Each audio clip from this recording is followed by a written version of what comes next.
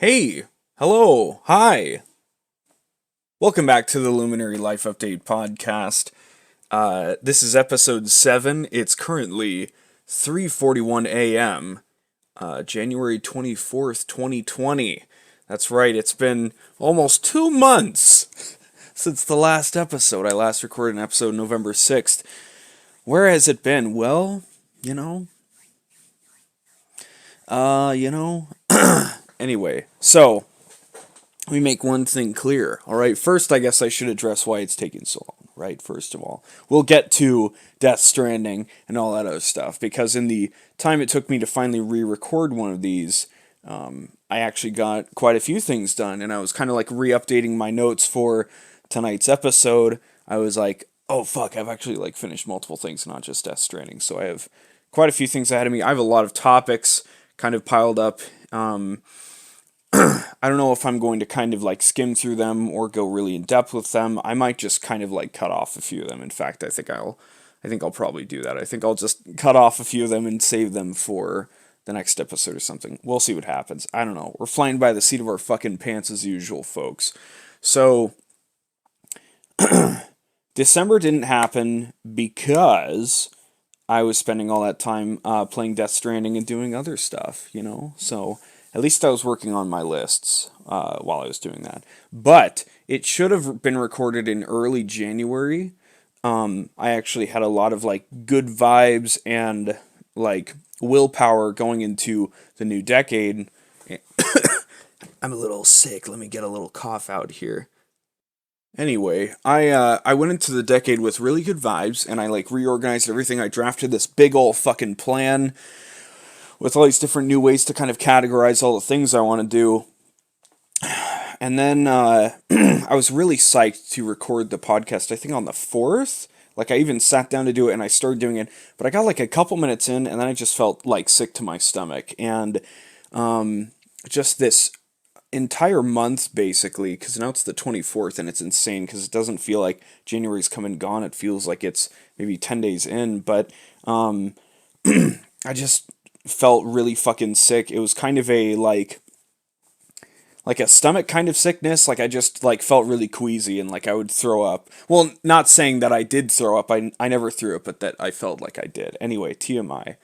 That eventually evolved into, or devolved, depending on your perspective. That eventually evolved into genuine sickness as I kind of spoiled. I didn't want to spoil it beforehand, but I guess I had to because, if you're coughing, right? So my head and nose were full of phlegm and my throat was super sore and I've been coughing up a storm.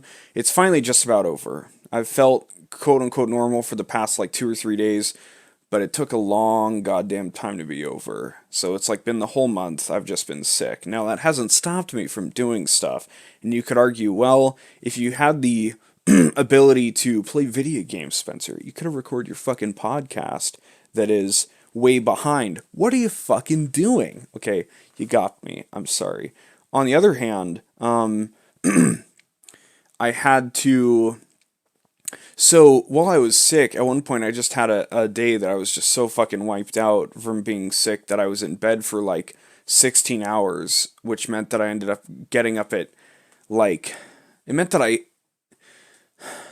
Not saying this is the exact 16 hours, but I ended up going to bed at like 4 or 5 p.m. just because I was so wiped out, and then I got up at 10 a.m., which completely like destroyed my sleep schedule from what I like it to be, which is obviously like late at night, right? So for like a week straight, I was, sleeping like a normal person. Well, somewhat normal. I was getting up around like 4:30 and then going to bed at like 5 or like 7 p.m., I guess. Anyway, yeah, so that's a pretty good sleep schedule, admittedly. It's pretty cool. You get to start the day before anybody else, and then you get the normal day with everybody else. But anyway, I like doing this at night where I know nobody can possibly interrupt me or be doing stuff while I'm doing it, right? So in the past few days when I've been normal, I'm like, all right, I have to push my sleep schedule back. I did a good job one day, and then the next day I went to bed like 3 hours earlier, and then today I was already wiped out around like 8 o'clock, and so I just went upstairs to take a nap. Okay, it wasn't 8 o'clock, it was 10 o'clock. Anyway, I went upstairs to take a nap. I set an alarm for 1 o'clock. Finally passed out, woke back up, kind of laid in bed for an hour and a half, and I was like, God, I really don't. I'm so fucking tired. I don't want to fucking get up. But I'm like, you know what? I have to fucking do this because it's taking so fucking long to get done. And of course, now when the recording process is done, it's going to be amount of time to see how long it takes me for me to fucking get it up, right? Bomb chicka wow wow. But anyway, yeah, so that's where it's been. Sorry it's been missing, of course. You can get updates and get in contact with me if you join my Discord server linked in the description. Because that's kind of my home base for everything I do. So if you want, you can fucking pester me and be like, so where's the fucking podcast, brah?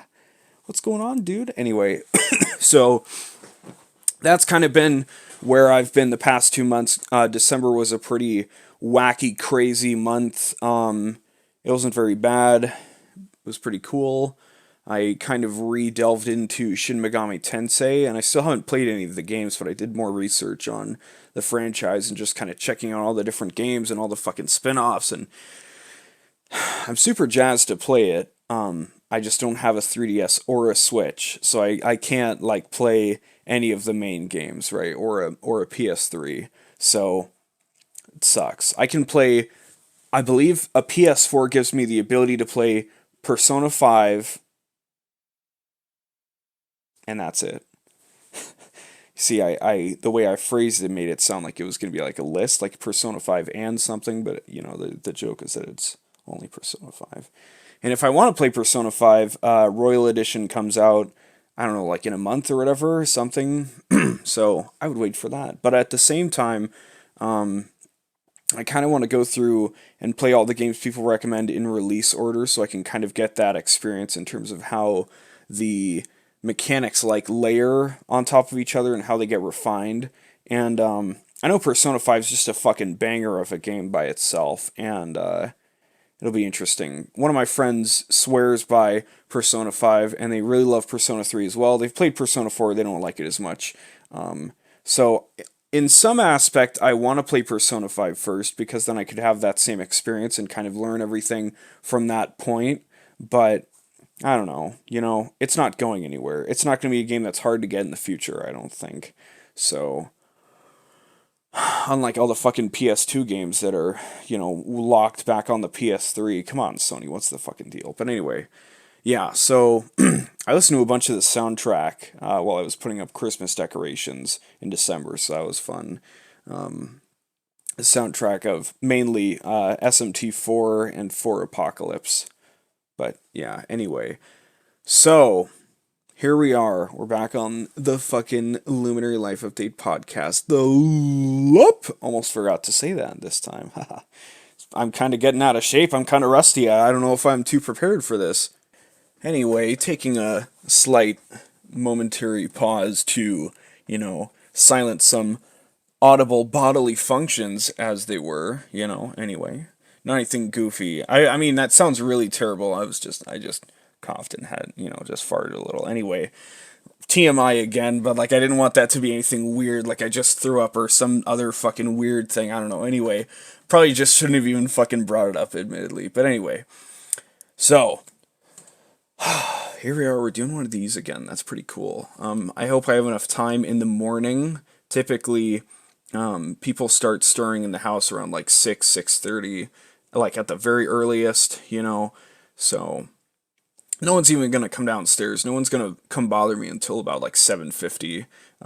But anyway, it's 3:51 right now, so, we've got time to blow. Normally I like to start around 2, but I got up at like 2:30, like I said, and at first I was like, let's just jump right into it because I'm cold, and I hadn't really spoken, I hadn't really done anything, but I decided to have something to eat, drink a little soda to kind of get myself rolling.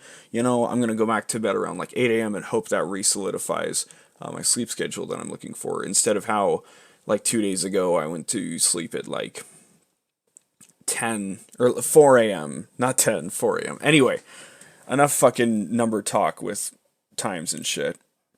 I'm so glad I pause whenever I like burp or whatever instead of muting, because then the pauses would be far longer and they would actually be in the recording instead of just continuously going along, even if I just coughed right before I said continuously going along. Anyway, so this is the Luminary Life Update Podcast, Episode 7, the December-January crossover special. Alright, featuring Dante from the Devil May Cry series, except not because he got fucking snubbed out of being in Smash by whatever the fuck their name is, Byleth or whatever. They look like a fun character, but it's the 7th Fire Emblem character, alright? I know Fire Emblem is good, okay? I haven't played any of them, but just like, can we please fucking do something about that? Alright, I just had to make sure that I wasn't clipping, because I could have sworn I nailed my recording volume, so if I get really loud or if I complain extra loudly, it shouldn't clip. You know, if this episode just kind of like technically fucked up, I mean, it could be worse. It could be like that other one where I like paused out like 40 minutes of talking. Anyway, let's begin this goddamn thing in earnest, right? We've already spent 11 minutes, so you know what that means. We always got to start it with looking at the absolute state of to-do. Looking at where the fucking numbers are. Alright. Games. 337. I guess I should say 337. Up from 329. Games wishlisted. 566. Down from 572. Anime to watch. 734. Up from 726. That number, I don't know if I'm gonna be able to do anything with that number. I fucking swear to God. Manga to read 101, up from 100. Hey, books to read 8, up from 6. Finally, I think I mentioned last episode that like, oh, I'm only gonna mention it if it changes because I don't really get that many books. But I got a couple books for Christmas. Hey, Christmas is the thing that happens. I should probably talk about that. I didn't make any notes about it. But anyway, I'll try and remember in the middle of this thing to bring it up. Anyway. So the total from December, well, okay, my bad, folks. All right, I was comparing the numbers from December to January. Okay, I'm not gonna, you know what, I'm not gonna go back and compare November to December. Okay, the fact is, okay, total, November to, November to January. 1746, up from 1717. Because it's a new year, I think it would be pertinent to make some kind of like huge retrospective thing where I talk about all the things I got done that year. But because this is already something in such shambles, I'm not really going to bother to do that. All I'll mention is I started the Absolute State of To-Do back on December 22nd, 2018. So it's been around for over a year now, and it's pretty cool to think about that. I've been keeping this going month by month for a whole year. So yeah, the total from December 22nd, 2018 to January 1st, 2020 has bloated. Okay, we're currently right now, as of January 1st, at 1746, and back when I started it a year and a month ago, it was at 1317.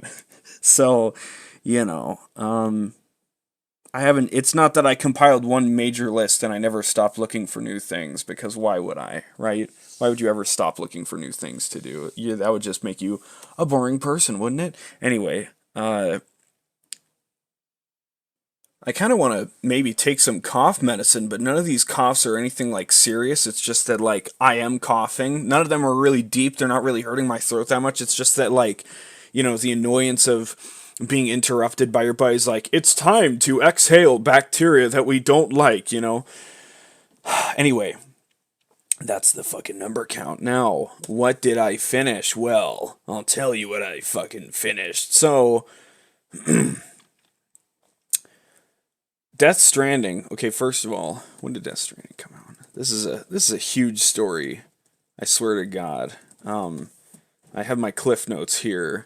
Not about the game, but about my own story. You see, I have my own story to tell about just fucking getting the game, alright? Death Stranding came out November 8th, 2019, obviously. And finally, on November 14th, I finished Death Stranding. And let me tell you, 6 days, first of all, that's a lot to finish a game if that's like your sole focus.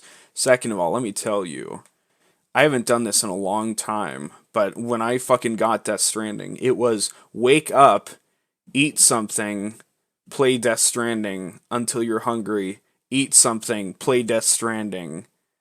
You know, my ass was glued to my seat playing that fucking game. Just straight for 6 days, I fucking swear. Because, like, after, like, the first 2 or 3 days where, like, anybody that's hyped for a new game is going to hit some amount of fatigue where, like, okay, I can wait to play some more tomorrow, or they're going to actually, like, fire up something else, something that they're used to, just as, like, something to fall back upon. Maybe they'll play some Siege with the boys or whatever. But, like, let me tell you, after I hit that, like, 3 or 4 day point where I'm like, okay, you know what, I'm starting to get tired of this, I was just like, fuck, I just need to finish the story because I really don't want to have this spoiled for me. So I just kept going at that point. But anyway, I finished Death Stranding. I want to talk about the game, but I guess before that, I would like just kind of chronologically in my life to explain what it took for me to get Death Stranding. All right. Well, we already established that I had the funds secured for it. Okay. Let me walk you through the steps of calamity that eventually brought me to owning Death Stranding, as well as the Death Stranding PS4. Don't get it twisted. I didn't get the normal PS4 and I had to sell for the game. No, no, no, no, no, no, no, no, no. I did get the Death Stranding PS4, and I'm super Giga Chad, right? Anyway, let's walk through the steps of how this happened. All right. I have all my notes about all these things, all these events that happened, and I should go into further detail and explain them better than how they're worded in my notes. But if it's not explained super well, there's a punchline at the end of this, so just look out for that, right? Anyway, so getting Death Stranding was a fucking nightmare, all right? So, it's a few days away from the game coming out, and my mom is pestering me for phone money because it's like, hey, back when I was working, I had some money, I was paying for my phone every month. I don't really use that much data, especially because I spend so much time at home and I'm on Wi-Fi all the time. So, it's not like I rack up anything huge in the first place. But anyway, hey, I have money again. So it's like, hey, she just wants me to cover my phone bill every month. That's cool.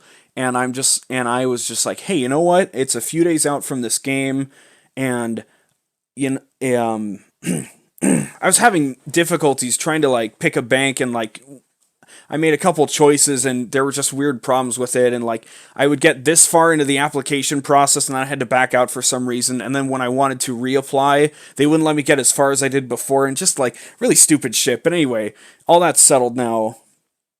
Wow, it's hard to believe that like that was before I have, like everything figured out basically. I'm in such a better place now than I was back on November 6th. So, anyway, few days before the game comes out, right? I'm like, you know what? I'm gonna not worry about fiddling with my bank anymore because the game's a few days away, and I'll do it when I'm done with the game, and I can just kind of not stress about it. And that made her pretty upset. She got all kind of passive aggressive, like, oh, okay, all right then, like kind of dismissive. And that made me feel like shit for like 4 hours for my own decision, right? It's like, no, I get to make my own choice, and I think it's dumb that you're kind of guilt tripping me just because, you have to wait a little bit longer, right? But anyway, yeah. So I felt shitty about it, and I'm like, please, no more of this passive aggressive shit. Like I don't want to have to worry I don't want to have to worry about or be concerned about anything while I'm trying to enjoy this game. I just want to be completely absorbed within it. So please, no more of this. Like please don't do this. Anyway, so by the time the game comes out, it's important to establish I don't have any actual money. I pre-ordered it thanks to my dad. I think I mentioned it on the last episode. I pre-ordered it thanks to my dad with the obvious agreement that after I finished the game, I would get my money usable and pay him back, right? Which I have by now. So everything's hunky-dory. I don't, anyway. So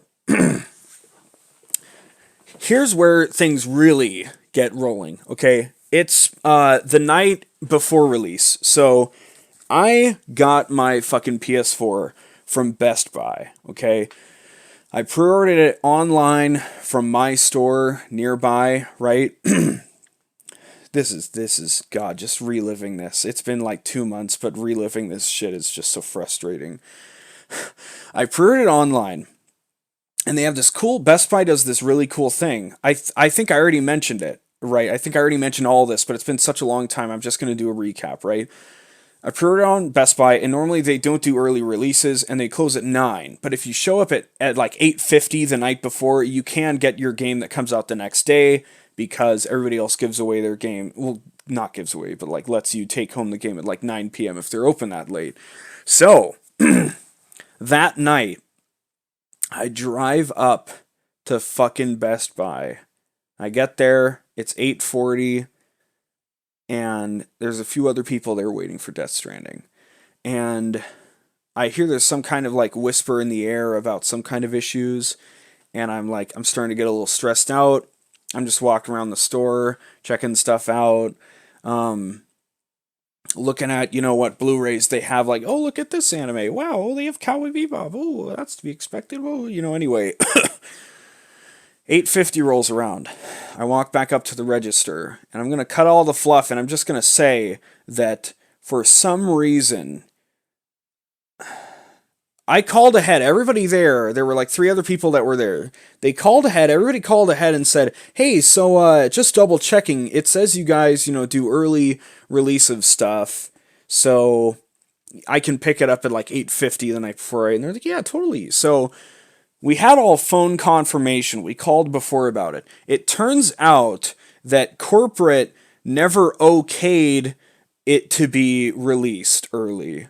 So nobody there was going to get their game at that time like they had wanted to, including myself. Now, the 15 minutes I spent in there was them going back and forth really quickly, being like, oh God, our people on the phone said something that wasn't actually completely okayed. And it wasn't really that like corporate was like stopping people from having it. It's just that like they just failed to go through the motion of like letting the game be like able to be checked out essentially like in the system before 9 p.m.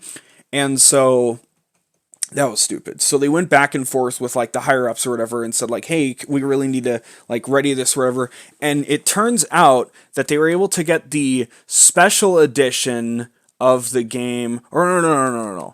If you pre-ordered the normal version of the game, they were able to, and they like showed us the paper and everything, they were able to okay the normal edition to be released, but if you pre-ordered like the special edition, the deluxe edition, or the PS4, you were shit out of luck. So I leave Best Buy that night, no PS4, no fucking nothing. Really fucking mad about it, right? I fucking text a friend. I'm like, hey, you want to fucking hang out? Because I have like nothing to do for the next 12 hours. Because I'm like, well, shit, now I have to wait for them to reopen at 10 or whatever. So we hang out. It's a fun time, despite my frustration. Okay, it's the next morning. I drive up there. I got like a little bit of sleep. I think I took like a nap or something because I'm just like, at this point, I just want to grab the fucking PS4 and just go to sleep, because this is already such a nightmare. Anyway, it's the next morning. I drive up there and I'm like, hey, yeah, I was here last night. It kind of sucked that whatever, but it wasn't the employee's fault. It was the higher up's fault. And I didn't give them any shit about it because, I'm a nice person. I don't throw a fucking tantrum. I'm just like, last night I'm just basically like, that really blows, whatever. And, I just leave the store. I don't say like, I've been waiting so, none of that shit. You just move on because getting mad isn't going to fucking fix anything. It'll just make the people there feel really bad for something that was not their fault at all. Anyway, I get there the next morning. I'm like, yeah, it really sucked that it wasn't there. I was here last night. And they're like, all right, cool. Hey, we'll check you out. So they go back there, and there's no Death Stranding PS4. As it turns out, okay, I pre-ordered from this store. I pre-ordered the fucking Death Stranding PS4 like 5 days before the game came out or something. And as it turns out, The store was never sent one of those Death Stranding PS4s. Some guy in the freight team, freight crew, freight driver, freight loader from the warehouse or whatever, somebody made a fucking boo boo somewhere, and that store never received a Death Stranding PS4. So last night, even if it was okay, it wasn't gonna fucking be there, right? Even if it was okay, they'd be like, oh shit, we don't have it here. So let's see. Let's reconfirm on my notes. So we're at the morning. Let me pause here. Hold on a second. So it's the morning of the game's launch, and people all around me and my friends are already playing it from last night, and I'm feeling just like, son of a bitch. Anyway, so I'm there, and I decide to, while I'm there, the person there at the register is really nice, and they're like, hey, we don't have one here, but, we can find, like, the nearest store that has one, and you could cancel and reorder from there. And I'm like, okay, cool, sure. So we cancel the order for the PS4 from that store. But then I realized that I can't reorder it because my dad's the one that ordered it in the first place, and he's not with me. Now, here's where things get extra fucky, because in the first place, actually, my dad took the car that I drive up to like get its oil changed or some shit. Basically, it was away from the house for like 2 or 3 hours. So that morning, I was with my friend, and he drove me over to Best Buy to pick it up. So it slowly dawns on me. We cancel the order, and then it slowly dawns on me that it's like, wait a minute, I can't even fucking do anything about fixing this until like noon when my dad gets back, because I'm not going to ask him for his card information over the phone or some shit, right? So, because he left after me, like after we left, he left with the car. I'm like, shit, he's not even going to be home when I get home. So, my friend brings me home. I'm so fucking tired. I'm so goddamn tired at this point from the frustration of all this shit happening and everything. That I get home, I go inside, my friend drives off, and I genuinely have a little bit of a breakdown and a little bit of a cry, because I'm like, this is the last day that I wanted some stupid convoluted fuck up to happen. Why is this happening to me? Genuinely feeling resented by the forces that be. Like, why is it me, somebody that's been like following this game since it was announced and all this shit, a very passionate fan, why am I having the issues trying to get it instead of some guy that's just like showing up that day because like, oh, I heard a new game's coming out today, Like, of all the people that could have been fucked over, why couldn't it have been the average Joe that's like not even that interested in the game in the first place, right? I just felt so just victimized, and I was just so fucking distraught. Anyway, I had a good cry for 20 minutes, I paced around the house shouting and whatnot. Felt good to get it out of my system. So, time passes. My dad gets home. I have to track down where one of those Death Stranding PS4s are. And they seem to just be slowly but surely just vanishing off the fucking face of the earth as time goes by. None of the... I remember 2 of the 3 stores that the Best Buy clerk mentioned that were nearby, and both of them no longer had it in stock when I checked, 2 hours later. And I'm like, God, this is just the fucking Death Stranding PS4 is just fucking vanishing off the face of the planet. What the fuck's happening? But... I was going to go to GameStop. GameStop's completely sold out already. And then I was going to go to Target or like Walmart, and I didn't check them yet, but I decided to still go with Best Buy for some reason. This whole event kind of shook my faith in Best Buy a whole lot, but yeah, so I'm like, what's the nearest store? And I can't say the location because, it might give away where I am, but the nearest store that still had a Death Stranding PS4 was 1 hour away. That's not 1 hour to and from. That's 1 hour to, 1 hour from. And I was like, so I had to double check with my dad that I'm like, hey, yeah, can I reorder this fucking thing? And he wanted to make sure that, like, the charge didn't happen. And we were kind of confused at first because the charge hadn't occurred on his card, because most pre-orders actually work in the way that, like, you don't get charged until the second the thing actually comes out or gets picked up, because, like, why charge you for something you don't even have yet, technically, right? So we were kind of both confused, but that was because there was no refund for it on the card because it was never charged in the first place in reality. So anyway, we figured that out, and I asked my friend, and I'm like, hey, dude, you want to fucking drive down to this place that's a fucking hour away? And he's like, you know what, fuck it, sure. So I'm tired out of my mind. Fortunately, 2 nights before, I had bought a bunch of gaming supplies. So I had like a thing of peanuts, and I bought a few monsters, and I bought, a bunch of snacks and shit. So I had monsters on standby, right? So we ordered the PS4 from this place. I actually called ahead. And I was like, hey, do you guys still have the Death Stranding PS4 Pro, like, limited edition? And like, yeah. And I'm like, hey, so if I order this online, can I, like, immediately go drive down there and pick it up? Because I'm, like, an hour away. And they're like, yeah, dude, sure. And I'm like, all right, good, thank you. So I order it, and we ship off. Now, it was pretty fun, going on a road trip like that. And then we hit the traffic, and it took, like, 2 hours to and fro. So, he wasn't very happy about it. But at the end of the day, when I got to Best Buy, first of all, I had to take a piss, so I walked all the way over to the right to go to the bathrooms, and I had to walk all the way over back to the left because it was like a big ass Best Buy.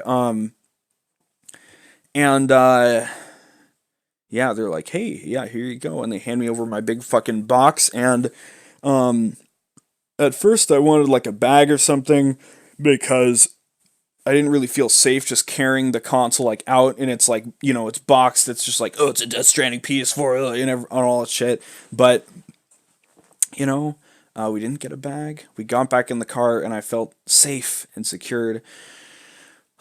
And the moment I got back in the car with it in my hands, I just like was so reinvigorated with energy, and I was so excited because I'm like, oh my god, we finally did it. Because in the middle of the day, it was no longer so much that like I'm mad that I can't play Death Stranding. I was mad that like if I don't get the Death Stranding PS4, I'm gonna be really mad, because it's clear to me how they're just kind of vanishing. That like this is clearly some like big deal that people are just snatching them all up. So if I didn't end up getting that Death Stranding PS4, I would have felt like a fucking Nimrod. I would have been like, well, it was my idea to get the limited edition. I should have one of the limited editions. So, yeah. So, we get back home. He steps inside with me. I slowly open the box, reveal all the contents, put some music on. I'm dead tired until the moment I get home. And then I'm just suddenly fired up. I mentioned the monsters because I had one on the way down there to kind of keep me alive. And then I got about halfway through the setup process. I was just kind of doing it slow and meticulously because I have like cables to run behind my TV. So I didn't want to just like do it quick and dirty and just have cables all over the fucking place. But anyway, he left about halfway through the process. I got everything set up. I started installing the game. I went through all of the settings on the console, made sure everything was hunky-dory and how I wanted it. And then I played for 3 or 4 hours. And then I went to bed and passed the fuck out. So, ordered it online. Sorry, you can't get it right now. Come back the next day. Oh, sorry, we weren't sent one. Cancel. Can't reorder yet. Have to wait 2 hours to reorder. Reorder it from a place that's an hour away. It actually takes 4 hours to get there and back with it, all while I'm fucking dead tired. The punchline is, and I thought about this, like halfway through all of this happening in real time, I thought about this, because Death Stranding is a game about delivering packages. I was just like, man, you could say me getting Death Stranding was like playing Death Stranding. Ha ha ha ha ha ha. What a terrible experience, dude. But eventually, everything was, you know, dealt with and fixed. So that's good. But yeah, God fucking damn. Oh, I hope nobody else has any stories like that, because, like, Jesus Christ, that was terrible. And I made such a big deal last episode about being like, oh, I hate pre-ordering things physically because there's always going to be some kind of fuck up. And I never expected it to be like this. It wasn't even, it's like, fool me once, you can't release it early, shame on me. Or shame on you. Fool me twice, it's not even fucking there, shame on you. God, God. I was willing to take the, oh, sorry, we can't release it early, because I'm like, well, the people mean good, right? The people mean well. I can't really get mad.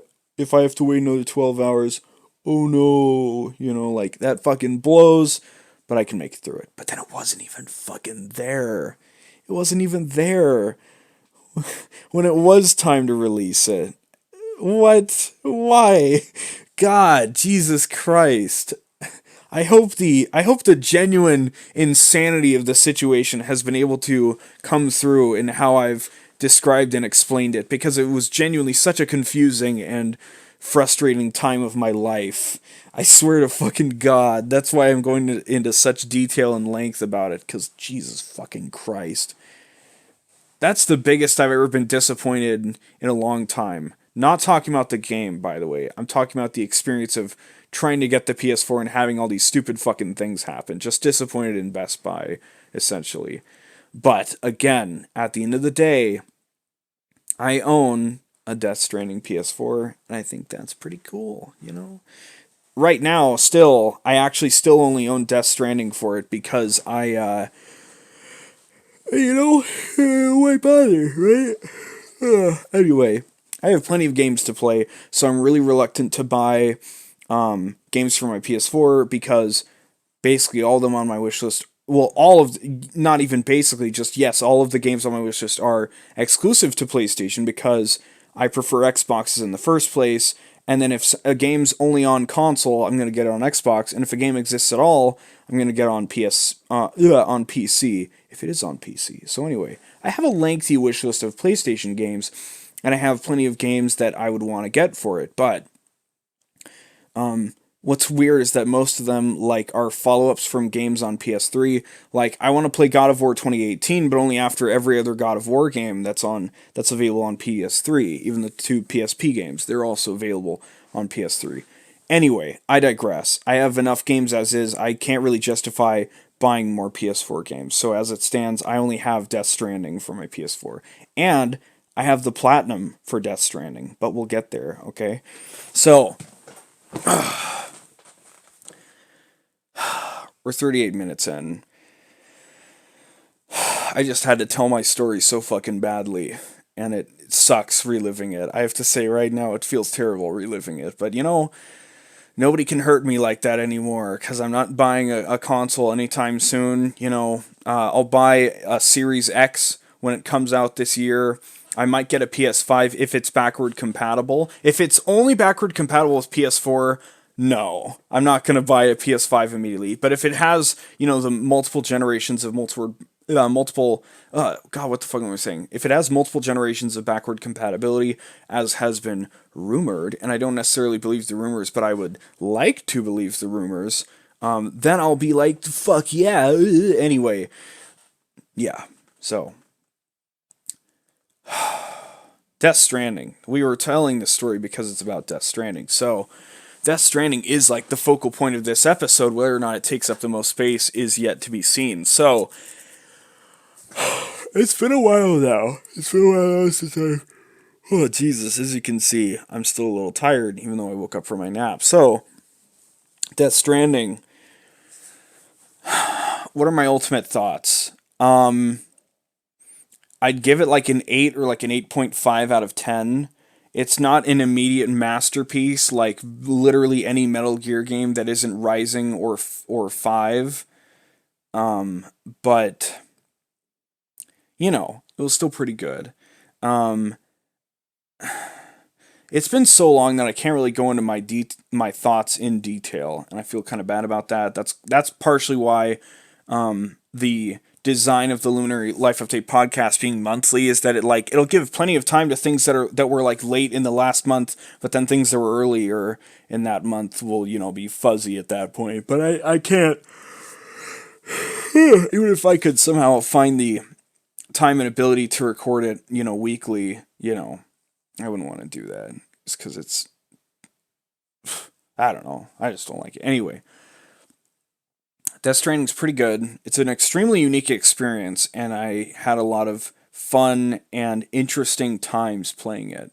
I haven't played anything like it before, and I think it's the uniquity of its. I don't know if uniquity or uniqueness is the proper word, but anyway, the uniquity of its gameplay and the experience you have playing it, I think, is what makes it worth playing. I wouldn't go so far to say as it's particularly fun. Like in the post game, when I was going around for the platinum, I won't say like I'm having fun delivering packages, but Jesus, I'm having that dopamine response of like getting closer and closer to unlocking all the trophies and all the and getting the platinum. So that was cool. So yeah, that's really all I can say. Death Stranding's story, kind of by the end of Death Stranding, kind of has two like elements to it, and I don't want to spoil anything, but there's kind of two elements to it, and I felt that as one of the sides of the story was kind of getting wrapped up, the other one started getting really, really good, and that the second one was definitely delivered. People who've played the game will know that when I mean the second one is the one that's the last one to be tied up at the end of the game. The second half, quote unquote. And I'm not talking about like parts of the story. I'm talking about like there's two sides of it because both are developed at the same time. But the first one, kind of like the moment it starts getting good and interesting, it kind of like gets fucking dropped off because the second one is like so overblowing with like drama and emotion that the first one just kind of gets like fucking tossed aside. And there's some really weird choices with gameplay in the last few stages of the game that I really didn't like. And it's really hard to explain that without going into spoilers, but I don't want to. I mean what I mean. So I thought it was a shame that, one of the sides really, really delivered and was perfectly executed, but the other one just kind of fizzled out at the end. So that was annoying. But yeah, so a really unique experience. I don't want to fucking undermine it. I really believe that the strength of the game is having that gameplay experience because I really have not played anything like it before. And I love that it made the basic concept of walking in a game an engaging experience because you got to be paying attention to that shit. You got to be scanning the terrain, making sure you're not running over anything too rough. You got to make sure, when you need to brace yourself with your triggers to hold your gear either with your left hand or your right hand or both hands, whatever. And it's like, well, you could go through the whole game holding it with both hands to make sure you're extra secure, but you're going to move a whole lot slower than if, you try and like get a little risky, So I don't know. I liked it. And you get this interesting feeling because of all the interconnectivity of everybody's buildings and signs and shit. That even though it's a single player game, you do feel like you're kind of like in this with everybody else, and I think that's pretty fucking cool. So, Death Stranding, was it worth the wait? Yes, not in the way I was expecting, because I wasn't expecting the gameplay to be so interesting and unique, but, I think it's a shame that the story fizzles out, like I said, one of the elements of the story, but gameplay was really interesting, and I was really glad to play it when it came out. In a completed mission, I don't think in the grand scheme of things, it was really necessary to play it at release because while I was playing it, I didn't see like virtually any reference to any of like the actual major moments in the game. People were just laughing at, like the monster cans and shit. And that's probably because people that wanted to spoil the game probably wouldn't be able to, because there's like so many things going on and it's so much terminology being thrown around that, like, if you wanted to spoil the game for somebody, they'd have to know like 7 things first, and they'd have to be like well acquainted with them, and you can only do that by actually fucking playing the game, I think. So yeah, I think I would have been fine if I waited till July and played it on PC. But you know what? I don't have any regrets, because I needed a PS4 at some point, and it's a PS4 Pro. Like I said, PS4 Pro 1 TB. I don't need to get anything else for my PS4, so that's cool. Just knocking out two birds with one stone. So yeah, interesting thing. While I was playing Death Stranding, I started randomly getting recommended these funny Gran Turismo shit posts on YouTube by this. Let's see what this fucking guy's name is. I can't fucking remember. Where's my mouse? Oh, I clicked and my mouse still didn't activate. Very cool. All right, this guy's name. I I can't remember. Okay, whatever. Anyway, this guy was making a bunch of fucking shit posts. I thought it was BT4, but I don't know. It's like something along those lines. And he was making a bunch of Gran Turismo shit posts, and I thought they were really funny because I grew up playing Gran Turismo 1 and 2.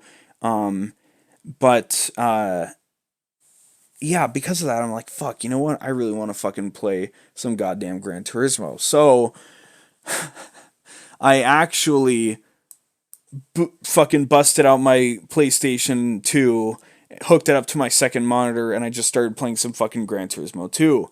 Now, here's the funny part, right? The furthest I've ever gotten in Gran Turismo 2 before is I got all my licenses, and then, I did a series of races, but I never, like, got really through the story mode, because, I mean, it's not really much of a story mode.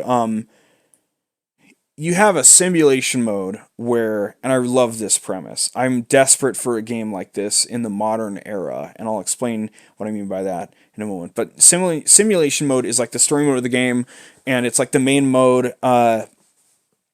You start with $10,000, and it's like, all right, find a fucking shitty car to buy. So you go to any of these car manufacturers, and you go to their used lot, and you're like, yeah, give me this fucking shitty car. So I always get the Toyota Celica, because that's what I remember from my childhood. So I got it, and then you start doing races, and then you have to do license tests to get into like the cooler races, and then you start saving up some money to either soup up your car or to buy a cooler car, and then once you get to like the really big end game shit, you get the coolest cars. You get like secret cars, only unlocked by winning those races and all that cool stuff. So the story mode has basically like 3 pages essentially. So there's you go in simulation mode. There's a go race button. You go click it, and there's different things. There's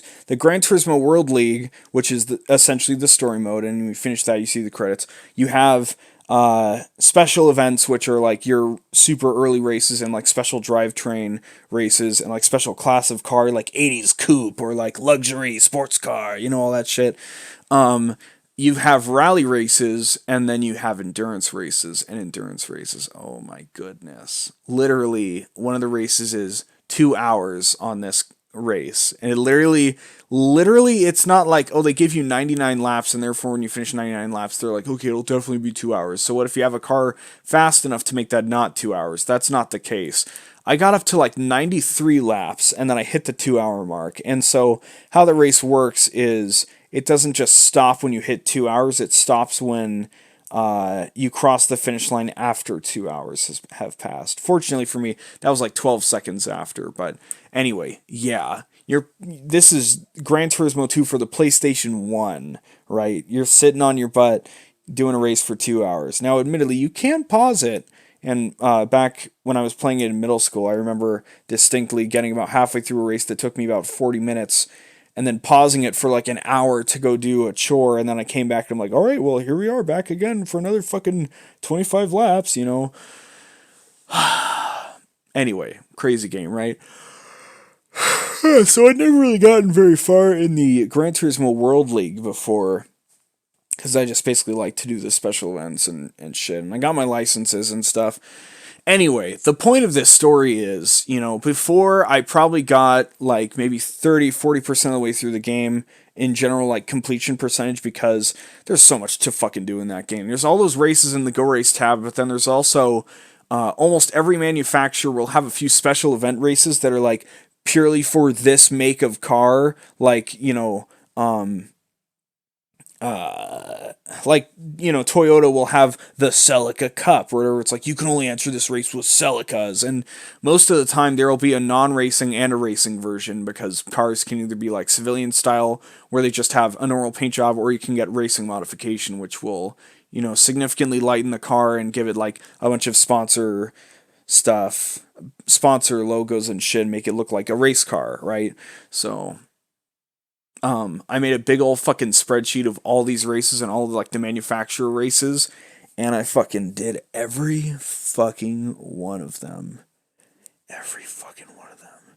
Because I found that if you do one of the races, of course, being an experienced gamer, man, I'm keeping these odds in, fuck you. As an experienced gamer, you start looking how to min-max things, right? So I'm like, what's the best goddamn car in this game? And it's the Escudo Pikes Peak, which is a car with, I think, a 987 horsepower, and it goes really fucking fast. It has a little bit of, it's a little hard to control, and I'm not like making a joke. I mean that it is like only slightly hard to control, but it's goddamn fast, and you can buy it. That's right, you can fucking buy it. I think it's either 1 million, 1.5 million, or 2 million. I think you buy it from Toyota. And, you know, I found that there's a race where if you win it, it's 5 laps, so it takes a little while. It takes, like, you know, a little good amount of time, but when you win it, you get, I think, like 25,000 credits, you know. Oh, it's pretty good credits. No. That's not what you're racing for. When you win it, you get a car. I believe the Tuscan Speed 12, which is a really good car, but it's extremely hard to control. Like, immediately upon winning it, I'm like, okay, let's go do another thing with this car, but it's just fucking terrible to control. I can't handle. It's too strong. I can't handle that fucking beast. I don't have enough badges. But you get like 25K from winning the race, but the car you win is worth 500,000 credits. So, you just race the fucking race 4 times. And I'll admit, the first couple times was really hard, because I had a good car, but I didn't have the goddamn Escudo Pikes Peak. And it's not in that race, but I'm just saying that the Escudo Pikes Peak, any race that it can enter will see you through to first place, because you will just demolish anything else that's in your way. So, you know, the first couple runs of it were hard because I was getting used to the track, and then I did the other 2 just fine. Bought the Escudo, and it was smooth sailing from there. Now, a lot of the races in the game have horsepower limits, you know, so you can't just bring, you know, your Escudo Pikes Peak 987 horsepower rally car, race car thing into the minivan cup with an 81 horsepower limit, right? So then you gotta start looking around and being like, okay, you start doing all these races, you start winning all these fucking cars of all different kinds, and you're like, okay, I need a 4-wheel drive with around 250 horsepower. I made a second spreadsheet that was every car I had, and then I jotted down the information about like the manufacturer and everything, so I know where to tune it up and all this other shit. I went into so much detail. And I'm like, okay, sort the list by horsepower. We have got a car with 248 horsepower. Delightful. So then I'd go to the manufacturer and give it like all the upgrades that made it faster without adjusting the horsepower, like a better transmission and shit. I think that might do it. I don't know. Anyway. And I just fucking demolished everything. And as it turned out, I ended up completely 100%ing Gran Turismo 2, which I'd never done before. Like, I blew the absolute shit out of my former self in my run of Gran Turismo this time, and it was really cool to do. So, one other fun thing along the way is that while I was doing it, I kept hearing that, and it's still a real thing, but I'll explain. I kept hearing that Gran Turismo 2 actually has a problem with the Western release because you can't actually get 100% because the game was originally supposed to have, God, what are they fucking called? Drag races. Yeah, drag races in development, but the game engine couldn't handle it because the cars couldn't possibly hit like 100 miles per hour within like a few seconds, which like a drag car would have to do. So if they couldn't even like physically do that in the engine, then it's not gonna, you know, you can't really do that in the game. So they took out drag races before the game shipped, but they left some of the cars in, and they just couldn't hit the insane speeds they had to, but they were still really good cars. Anyway, they took them out and they didn't correct the percentage as a result, so you could only get up to 96.4%. But as it turns out, ha ha ha ha ha, I have a greatest hits release of the game, which is actually the last release of the game. That's like 4 patches in, and that no longer had that issue actually. So the whole time I was doing it, I'm like, yeah, I was telling my friends like, yeah, I'm doing this, but it's just gonna end up at like 96.4 or some shit, or it's like 98.6%. Either way, when you completely clear the World League, another page will open up after it called the Event Generator, which is very funny because every race in the game will always have like a little like black circle next to it, which is where like your best placement is supposed to be. So if you place anything that isn't first, you'll get a number next to it. So you can be like, oh, you previously, the best you did was sixth, the best you did was third, the best you did was second. But if you win it, you have a trophy next to it. So one little quirk that I found funny is that I finished everything, and then I was at 98.6% or whatever. I can't remember what the number is anymore. But then the fucking event generator showed up, and they have, how it works is it's just 4 difficulties listed, like it's easy, normal, hard, and like expert or whatever. And they'll have those black circles next to them. So then you click a difficulty and you click your car, and then it like gives like a bar loading, and it's like, we're generating an event for you, and it's supposed to like pick a track and pick what cars are supposed to be there. And I picked the Escudo every time, and it just demolished it because I guess they just couldn't properly coordinate for it. But anyway, I passed easy, normal, and hard with no thing in the black circle next to it. So I'm like, oh, I guess it doesn't really track it anymore. Then I did the expert one, which is actually a cup. So it either has, I think, 3 or 5 races in it. And then I finished that. Also doesn't have any kind of indicator that you've passed it. But when I finally passed all of the event generator races, because you can redo them, but you only have to pass them once to like get the percentage or whatever. When I finally did all of those, I 100%ed the game, and I had 100% on my thing. Now, what are ways I could further improve that? Well, I could go back to the licenses and get all the golds on the tests instead of like silvers and bronzes that I have. If you get all golds on a license, you can get a special car, which is cool for each license, and there's like 5 licenses. But you know what? I don't fucking care that much. So I didn't do it because the licenses are hell, and that's all I can really say about that, right? So I 100%ed Gran Turismo 2. Never expected that I would have fucking done that. A pretty goddamn fucking crazy time, if I may say so. I still don't know how I did it. It kind of went by in a flash, but it was pretty fun. So when I was playing Death Stranding, the intention was always to go after the Platinum Trophy, just for shits and giggles, At first, I wasn't completely sure if I was going to do it, but I did, after enough time. Some things were a little perplexing. I wasn't quite sure how to get things delivered to certain people at first, blah, blah, blah, blah, blah. But I did manage to get everything done without much outside explanation necessary, so that was cool, It's not a hard platinum. It just takes a bit of time. So if you want to get it, it's totally doable. It's just going to take some time. The worst part was 20 Legend of Legend ratings on all 5 different delivery types. That's annoying. Trying to find all of or not all of them, because there's like 100 of these, 100 of those, 80 of those, 40 of those, and like 30 of those, right? So a few of those are going to be really easy to figure out, and then there are other ones, it's going to be hard to just find 20 of like the timed ones, right? And then be like, how am I going to get this there within the time limit? Because I'm not sure if this method of transportation is fast enough, and I'm not sure if this one that is faster, I'm not sure if even that's fast enough, so that was a little annoying. But you want my advice, set up a bunch of fucking zip lines in the mountains and use those.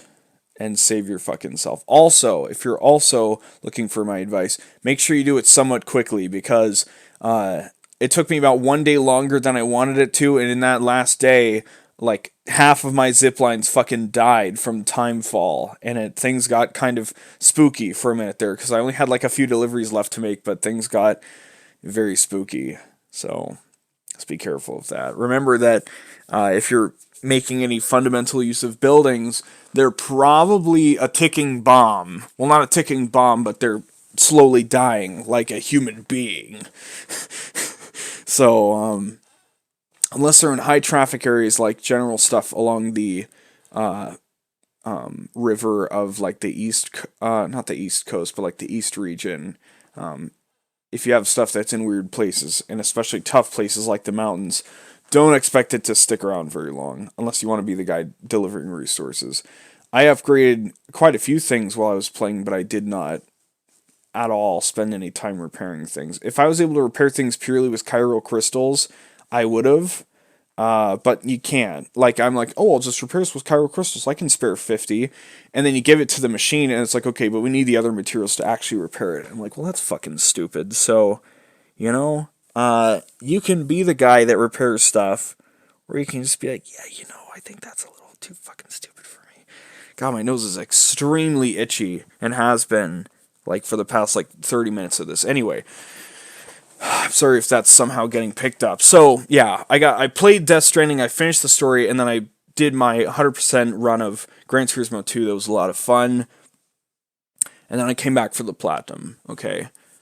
Alright, let me check the dates of all this stuff as well, just to make sure all of that information is out there. So, I finished Death Stranding, the story, on November 14th.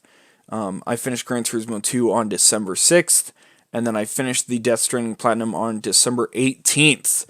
Took a little while, I kept getting distracted with things. So, what's next? Well, January 6th, I finished rewatching Neon Genesis Evangelion with a friend for their first time, which was a great experience, as always, with my favorite anime of all time, my favorite piece of culture of all time, Evangelion. Yeah, have you heard of it? It fucking slaps. It's always a great time showing people Evangelion for the first time, because it's such a fucking wild ride, and they don't know what the hell's going on, and it's a lot of fun to kind of be there and be like, okay, so this is a thing, and yeah, so this was just confirmed if you didn't pay attention. Anyway, not that I was guiding him through it, it's if he had any questions, I would answer within reason. I love answering questions for people if it's information that the show has already given them in a more direct way. If something's been implied or foreshadowed, obviously you don't spoil something. But it's fun. I'm watching Hunter x Hunter with my mom right now, and she always asks me how does this Nen ability work? What's the deal with this? Why did this happen? I'm like, well, the show said that his ability will do this, blah blah blah. Anyway, so yeah, this was actually a long time coming, because I originally watched Ava back in 2014, and I got a few of my friends into it, and then way later in that year, I was hanging out with this friend.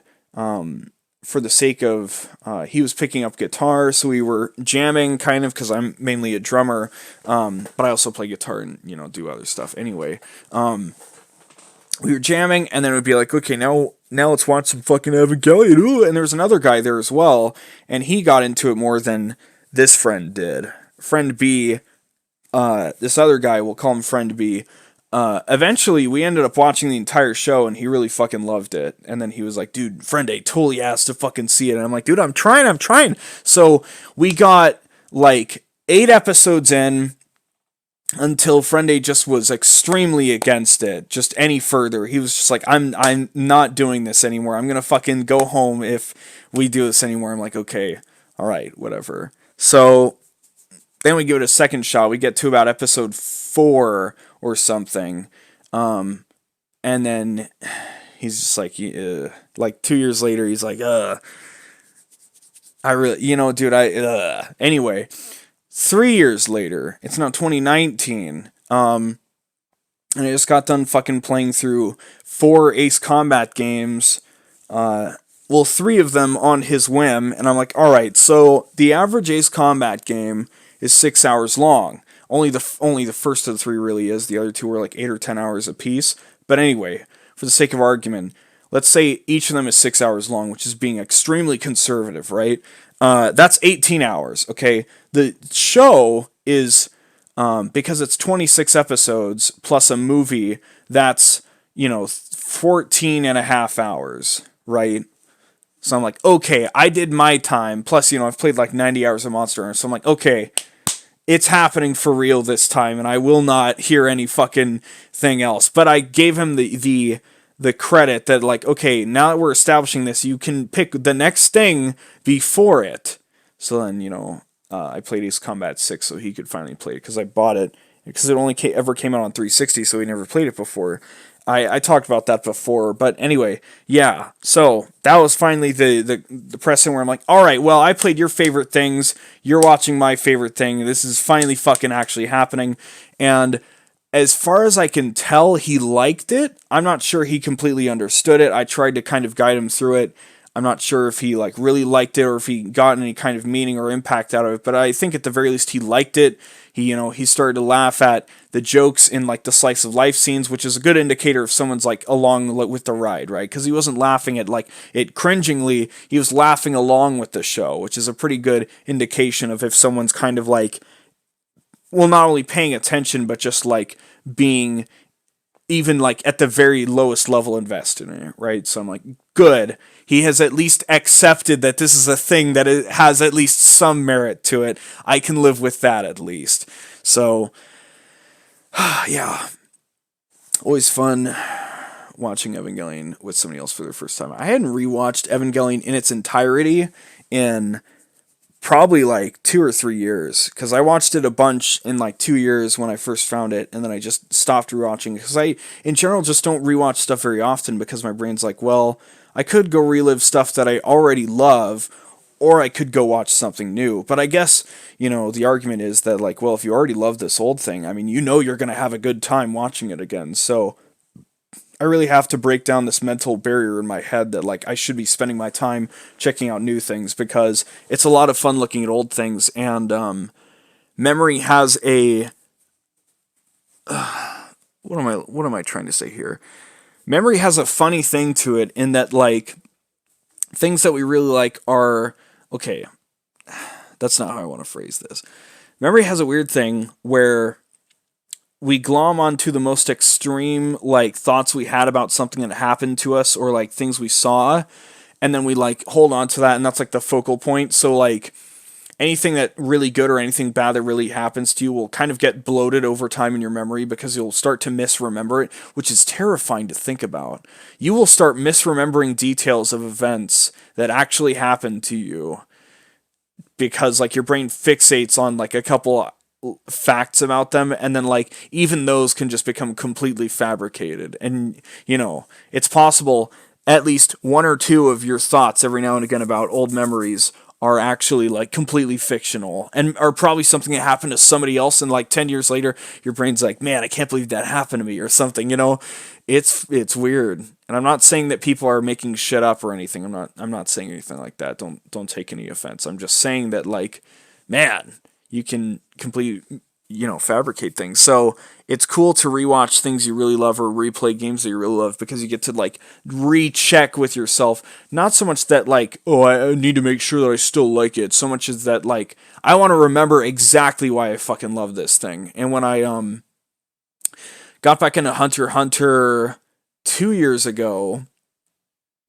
Yeah. No. Last year, late 2018, let's say, to read like the 10 new manga chapters that were coming out. I like rewatched like the 20 densest episodes the best arc, and I was like, fuck, I forgot how fucking good this show was. I've ever since I finished Hunter x Hunter in late 2015, I've touted it as like my number 2 show. Like my top 10 is very nebulous. The only thing that's locked in is Evangelion at number 1 and Hunter x Hunter at number 2, because both of them they hit me hard on an emotional level and an intellectual level, and that's like all I could ask for, right? I kind of engage with media in that either I really like it for its intellectual value, like the gameplay, the mechanics, like the thought being put into the narrative, the complexity of what's being done, and the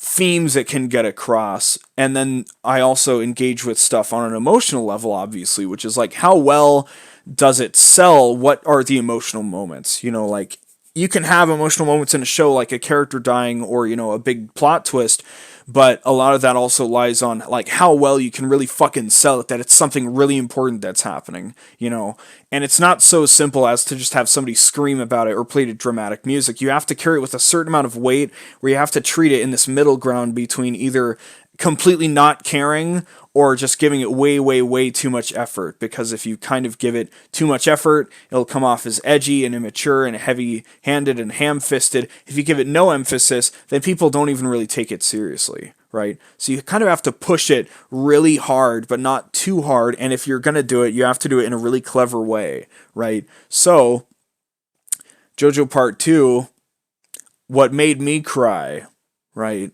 The part that got me out of everything, the part that got me while watching Part 2 was that Lisa's cigarette was backwards. That's what got me. That's what fucking got me. That's how you know you're being clever about it.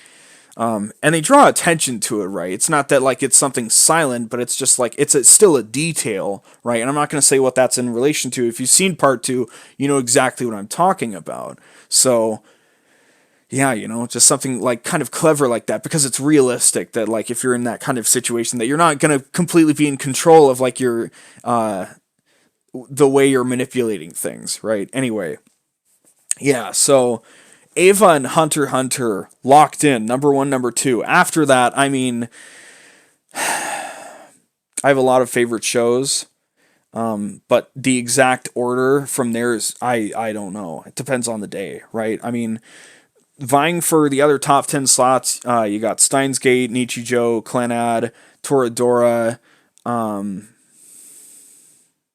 Haruhi, Berserk. If it was a full anime, it would be fucking amazing. I love the aesthetic and like the way the original Berserk anime was done, and I'm so sad that we don't have a full anime of that, because that style is so fucking good and the atmosphere is really fucking good.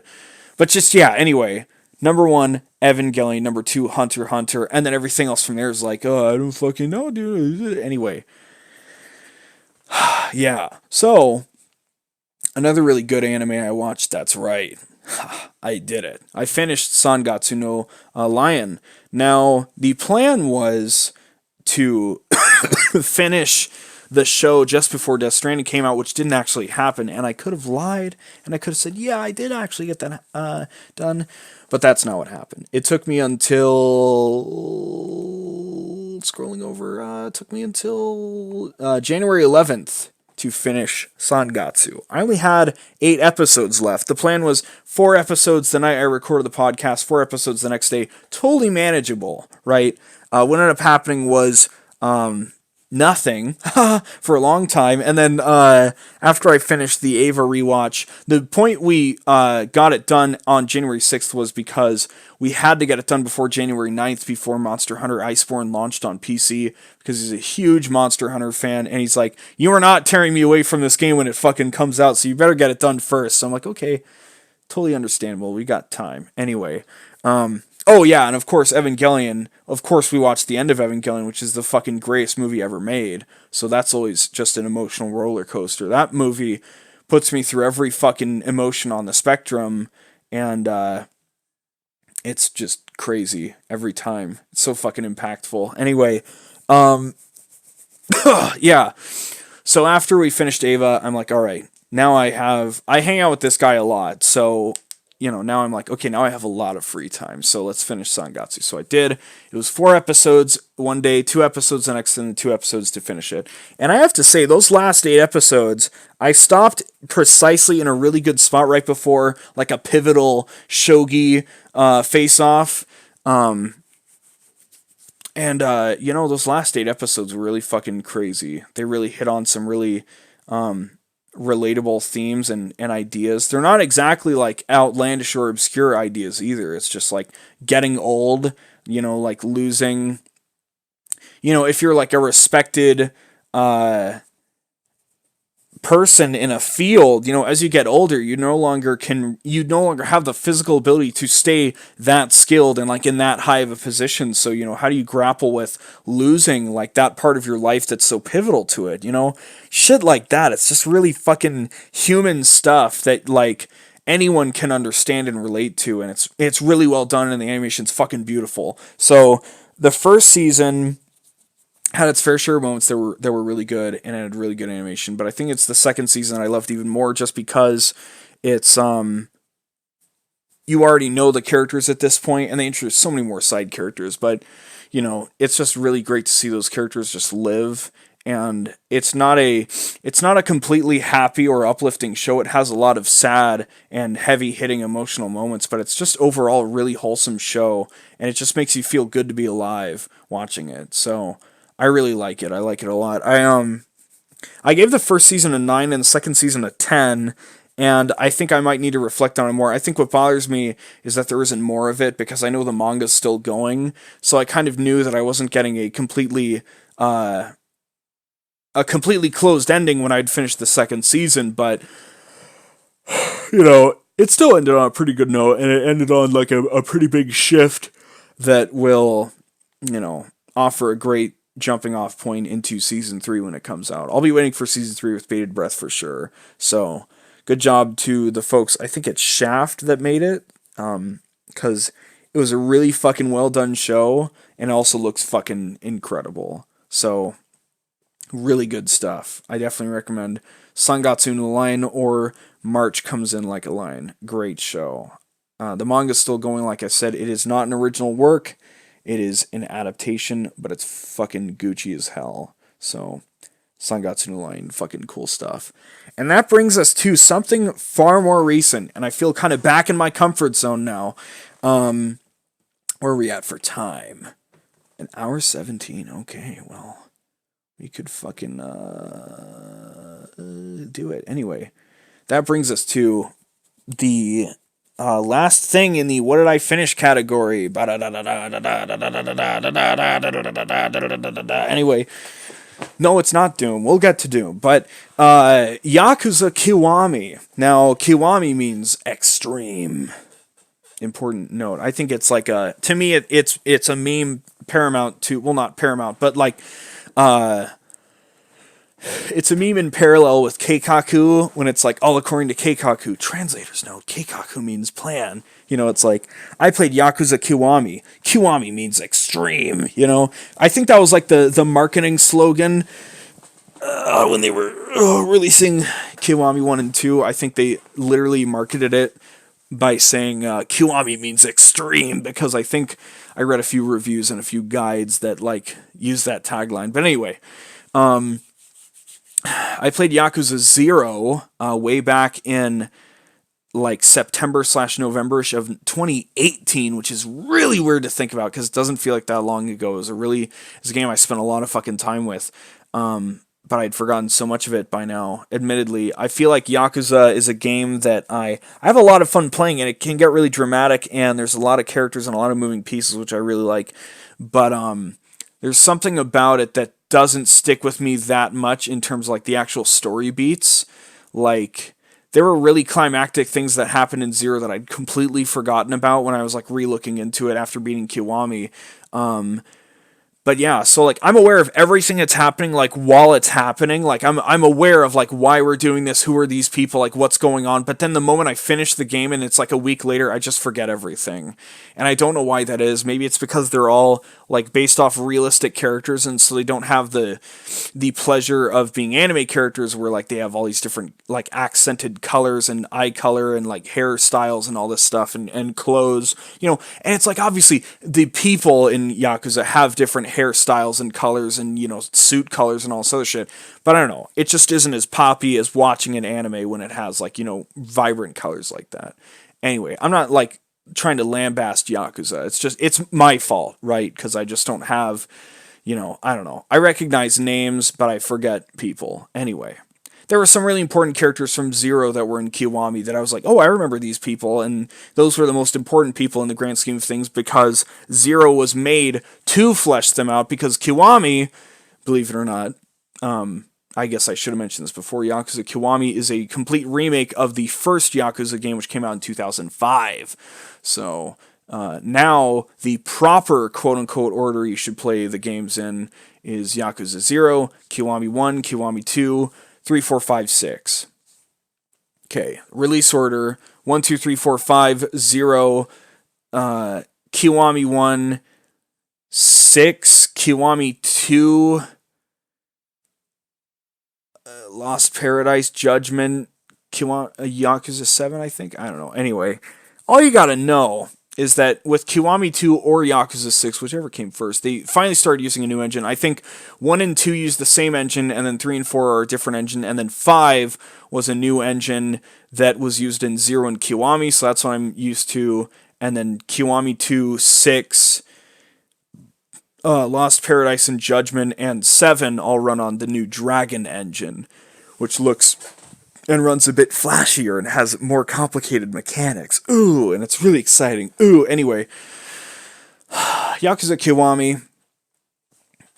I don't really want to get into the story specifics. All I'll really say is that it felt a lot like playing Zero, and I think even from the inside, I was going to say from the outside, but even from the inside, I think it's very easy to kind of like interchangeably look at both games and be like, oh, well, this is Zero. No, it's Kiwami. Well, this is Kiwami. No, it's Zero. I mean, there's a distinct difference in the UI. So if you're watching people fight, you can tell. If you've played both games, you know what the difference in the UI is and like how the styles look.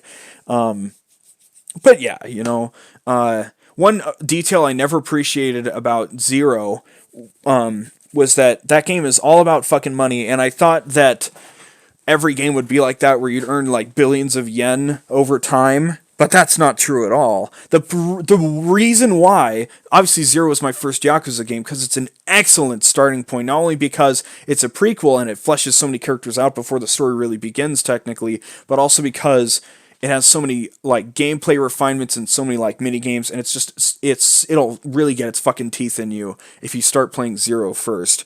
But I thought the games were all about money because you just earn so much goddamn money over the course of playing Zero, but it's not, because the reason why everything's about money. And in Zero, you even get your skills through money. You buy all of your skills. There's no skill points. There's no XP. It's just when you get like 100,000 yen, just you buy your next skill. You get 400,000 yen. There's your next skill, or whatever, and they have skill trees. Anyway, the reason why it's all about money is because of the bubble economy in the 80s. And I knew about the bubble economy before I played it and after I played it and everything, but I never made that connection. I never made the connection that, like, the entire time Yakuza 0 is kind of satirizing that entire era of Japan, because in the 80s, Japan's economy was fucking exploding. It was just going absolutely fucking bonkers.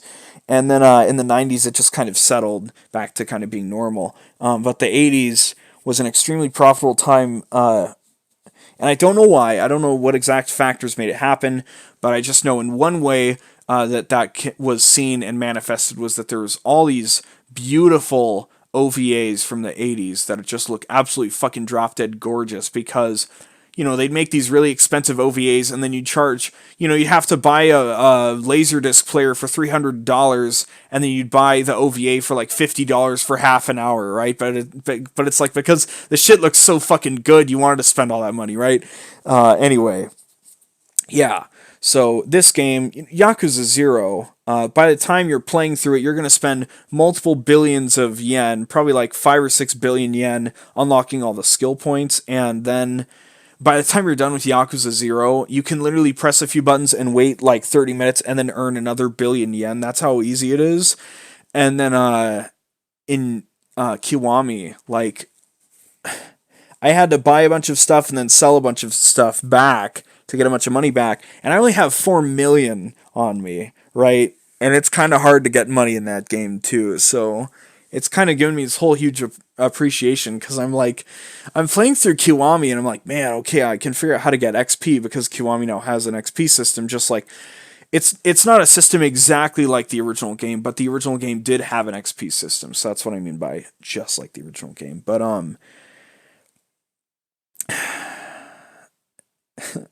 uh it's not exactly easy to get money in Kiwami. So I was starting to figure out how to get XP and I'm like, okay, but how do I get like a lot of money? And then I'd earn like 1 million yen and I'm like, okay, this is like, I feel comfortable now. I feel like I can buy whatever I want to buy. I could buy, 1,000, health potions, quote unquote, if I need them now. That's cool. I'm kind of safe, but, I want more money. I want 1 billion so I can just buy anything, right? But that's not the case. So I was very kind of blindsided by that, but now I have a better understanding in the future when I play Kiwami 2 and the other Yakuzas that, like, I'm only ever going to fiddle around with millions of yen in the real Yakuza games, no more bubble economy bullshit. So yeah, Kiwami was fun. The combat continues to kind of be a little frustrating sometimes, but I think I've just been spoiled by how good Devil May Cry is, and they're two different kinds of games, right? But they're both kind of action. Well, not kind of. They are action centric, and it's really fun beating the shit out of dudes in Yakuza. But because Kiryu can kind of be kind of tanky and kind of bulky, it can be hard to turn him around sometimes and shit. And I understand that's just a difference in the games because like Dante is a demon, and he can fucking turn around on a dime. He can start attacking one guy and then like just let go and start attacking a different guy pretty much almost instantly, which I love. You have so much fucking freedom playing Devil May Cry, but it's just frustrating in Yakuza. Like for example, right? Like here's one quirk that really fucking bothers me. If you lock on, Kiryu will slowly turn to lock onto them, and then he'll follow him, while you've got it locked on. You won't see like a reticle on the character, but their health bar will be like at the bottom right.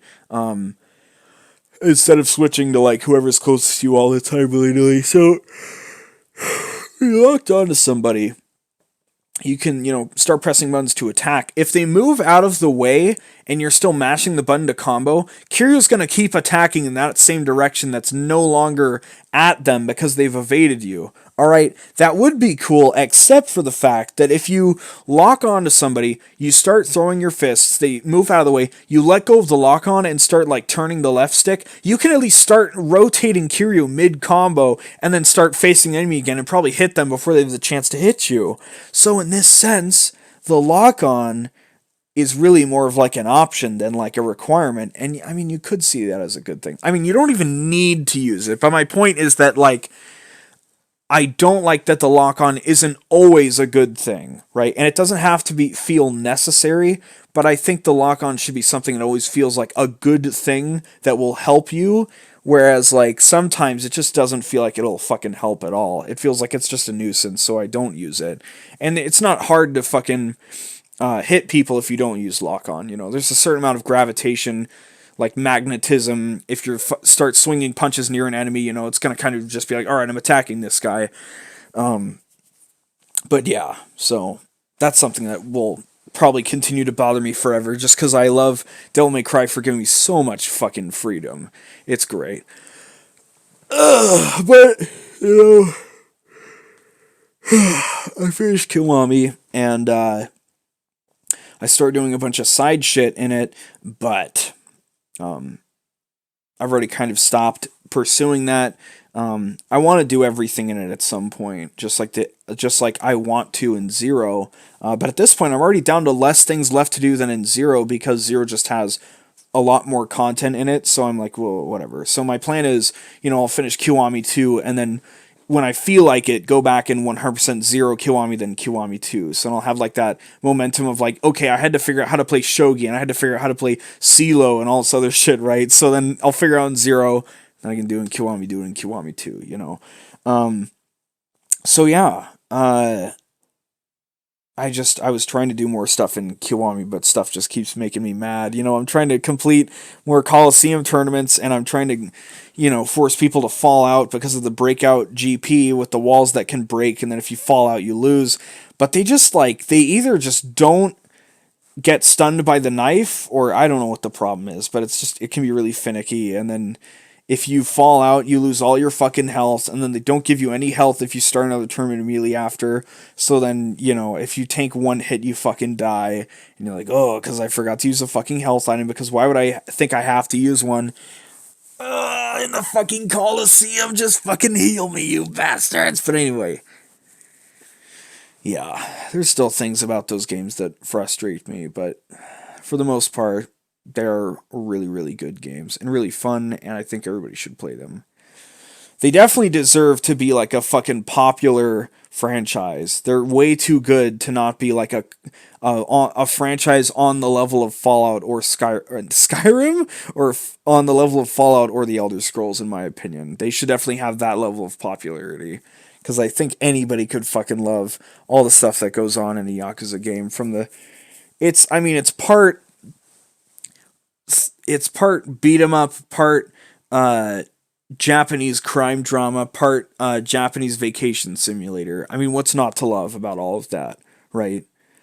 Also, speaking of beat 'em up, not a different game, but Kiwami. I discovered that Yakuza. Sorry for all the yawning. Yakuza has one. I guess I'm not that sorry if I leave these in, but Yakuza has one of those hallmark moves of the franchise that fans either love or hate, kind of thing. And I love when I hear about stuff. I love to hear what the fans find contentious amongst themselves. Yakuza has something called the Tiger Drop. Now, if you've played Devil May Cry, it's kind of similar to like the Royal Guard release in that like you block an attack by attacking back at the same time, kind of. And that's not how Royal Guard works, but that's how the release works. That's how the best release works. But anyway, so Tiger Drop, very simple. It takes a while to fucking get it, admittedly. It's very deep into a skill tree, but when you do get it, the game just completely fucking changes on you. Because all you gotta fucking do when you get it, face an enemy when they're gonna fucking attack you, like the split second before they hit you, or either on the moment they hit you, and like before it does damage, you press Y just once. You don't even have to like lock on technically or like push the stick. I push the stick forward because I feel like it's like a stinger from Devil May Cry, so my brain just like pushes the stick forward when I do it, and it's satisfying anyway. But you push Y, and just instantly Kiryu kind of like leans down and just fucking just gives him a fucking gut punch that's just like instant, and there's this crunching sound and it hits them so hard it knocks them back like 10 feet, and it does just a goddamn load of damage. And by the end of Yakuza 0, you could fight in any style and just do a shitload of damage because you have all these buffs. Kiwami's better balanced, and I like that and dislike it because, I mean, I appreciate a challenge, while you're going through a game, but depending on the game, such as Yakuza, where it's kind of more goofy in the long run, in the grand scheme of things, I would hope that by the time I unlock all the skills in a Yakuza game, I just become stupidly overpowered, which is the case in Zero and isn't the case in Kiwami. So, kind of sad. You do pretty good damage, but you don't do anything insane unless you start fucking abusing the Tiger Drop. And here's the other thing, right? Yakuza has a heat system where you have this meter that you fill by taking well, actually not by taking damage, but by hitting people and not getting hit yourself. I think actually you get heat from taking damage in No, never mind. Okay, never mind. I'm like, wait a minute, that doesn't make any sense. So heat, you get it from hitting people and not getting hit in return, and also, if you just run around it, don't hit people, it'll slowly go away. What does heat do? Well, it lets you do heat actions, which are basically like special counters or just special moves in general that are cinematic and will like lock you into like a short cutscene where you just totally fuck a guy up, right? And they'll do a lot of damage. And then after that, you'll lose the heat. So, are they an ult meter? Well, yes, but technically no, because also while you're in that heat level, there's blue heat level when you get the meter a certain amount filled, and then like at the end of the meter, there's climax heat mode. And if you're in heat mode, you attack faster and you do more damage with your normal attacks. So, do you really want to use your heat, or do you want to keep the ability to fuck up people even more, right? And if you're in climax heat mode, there are certain moves that will become available to you that you couldn't have done in normal heat mode or just without heat, and your heat actions in climax heat mode will do even fucking more damage. So if you hit a motherfucker with a full heat meter, including climax heat, you're gonna really fuck up his day. All right. So here's where things get spicy, right? Is the tiger drop a heat action? No. Well, then it surely requires heat to be done, right? Because there are some moves that require heat in order to even be attempted. No. You can do the tiger drop with 0 heat, which means it's a move you can do at literally any fucking time, and it can counter any fucking move, and it's incredible. So, yeah, you gotta fucking love it. And it does a lot of damage, like I said, and that's a big deal because you don't do as much damage as you used to in Zeros, so having the Tiger Drop is just insane. And landing a Tiger Drop will fill up like a third of your heat meter just with one hit, which is incredible, and that's enough to do a heat action if you want, so... yeah, that fucking Tiger Drop. What a sick fucking move, dude. Incredible. Just look up, the Tiger Dropping Tiger Drop Edition by DevilLeon7, and you'll see exactly what it's like to play Yakuza once you know the Tiger Drop is a thing. Apparently it's in Zero. I went back and I realized it is in Zero, but it's very weak by comparison. It doesn't knock people down. It counters them, and it kind of like stuns them for a moment, but it doesn't knock them back or down or even do a whole fuckload of damage. You're looking for a special version, the Komaki Tiger Drop, because Komaki is basically a martial arts teacher that's apparently in most Yakuza games, and that's where you always learn it from him. And he's not in Zero, I think.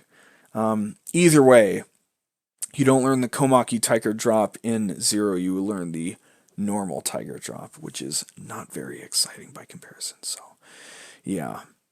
I am going to take a short break to drink some water. I will be right back. I guess I should have mentioned, or could have mentioned, that part of drinking water would be also going to get water, because it wasn't going to be so simple as just reaching over for water, because I didn't have any with me. But anyway, now we do. It's already 5:33, so I'm not going to make this episode extremely long. Back in early January, I did want to make the crossover special like a really big deal, but I had a lot of things to talk about in the finish category, so despite having many topics to talk about, I think I'm just basically going to kind of wrap it up here. Not quite yet, don't worry, but I'm just going to talk about kind of where my perspective is now. So, I finished Yakuza Kiwami, and earlier today, or I guess yesterday, right? I was like, you know what? I'm done filling with completion list stuff. I want to move on to Kiwami 2, because Kiwami 2 is on a new engine, and it has a new skill system and a new, I don't know. It's just every time I look at it in videos, and I'm not looking at a whole lot of videos, but if it gets mentioned somewhere, it always looks so fucking glitzy and interesting and new and fresh and exciting compared to Zero and Kiwami. Because like I said, Zero and Kiwami are pretty fucking interchangeable, so especially playing them, let's be honest, if you've played Zero and Kiwami, they feel almost the exact same game-wise, except for the story, obviously, but yeah, so Kiwami 2 is going to be the next thing I do. I'm going to start it probably as soon as I finish recording this, because I'm just fucking stoked to try it. And then I will probably find a good point to turn on the podcast to listen back for timestamps while doing stuff on Kiwami too. So that'll probably work out pretty well. I hope I can get it out before the end of the month. But we'll see what happens. I'm going to feel really bad if it takes until February to get it out. Like that one episode that I recorded in like early November, and then I didn't put up the November episode until like late November. But anyway, yeah. So I'll be starting Kiwami 2. Oh yeah. Also, I guess I could mention this. I started watching Keep Your Hands Off Eizouken, Keep Your Hands Off the Motion Pictures Club, which is a cool anime that's airing right now. It's the new anime by Masaaki Yuasa, who is the guy that directed the Devilman Crybaby adaptation a couple years back, and directed, I think, Kaiba and Kimono Zume, and I think the Tatami Galaxy and the Night Shore Walk On Girl. I think all those things, because those are all things that I've heard about, and I've always heard of Masaaki Yuasa, but I've never watched any of his shows. So this is the first time seeing one, and it isn't an original show either. It's actually an adaptation, but it's a really cool show. It's about these three girls that come together to make a anime club because they want to literally create anime at school. It's really exciting. It's mostly a comedy show, and it's also already 3 episodes in. It's already taught me a lot of like basic things about anime that I didn't even fucking know. So it's been really cool. So there's 3 main characters. There's this little girl named Midori with like a camo hat who really loves to do concept art, and she loves anime, and she's really passionate about like the whole medium, and she loves concept art and like drawing up like landscapes and like machines and like all these little concepts, right? And then there's oh god, I have to look up the other ones. Oh god, it's a really cool show. Definitely fucking watch it if you don't have anything to watch this season. Like if anybody's even gonna watch this listen to this within the next 3 months. Anyway, Eizouken, really fucking cool show. Check it out. So Midori is a concept artist for the most part. She has a really cool, unique voice. And then you have Tsubame, who is a her quote unquote like real life. I mean, they all have like real lives quote unquote within the show, but like she's a model, and her family wants her to get into modeling and be like an actress or whatever. And she's really actually passionate about animation, so she does a lot of like character art and like sketches and like animation of like bodies and like people and stuff, right? So she's really into that. So they kind of like mesh together perfectly, right? They start like putting together Tsubame's sketches over Midori's concept art, and they start like getting all these fucking crazy ideas. And then the third one is Sayaka Kanamori, who has this really goofy face. If you look her up, it's very funny. She kind of has this like always gritted, like kind of like frown, gritted teeth frown, which is very unique. And she doesn't give a damn about anime, but she really likes money. So she's just kind of helping be the... at first, it makes her seem really cynical and like kind of disingenuous and not really caring about the anime, but she's really interested in... Well, I can't say she's really interested in it, but she's kind of like been almost dragged, even though Midori and Sayaka are friends at the start of the show, and then they meet Tsubame over the course of the first episode.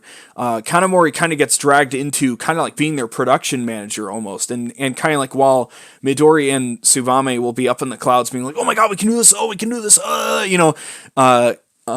Kanamori, which is, I think, is just how everybody refers to her. Everybody else typically uses the first names of the other characters, but Kanamori will always be there to say, okay. First of all, we need to like set up a genre, right? Like don't set up yourself for too much work. You know, like if you want to do 2400, you know, if you want 5 minutes of 24 frame per second animation or something along those lines, like you're gonna need 2400 frames of animation or something. She says in the third episode, and it's like if you two wanted to do that, that'd be 50, days of non-stop work or whatever.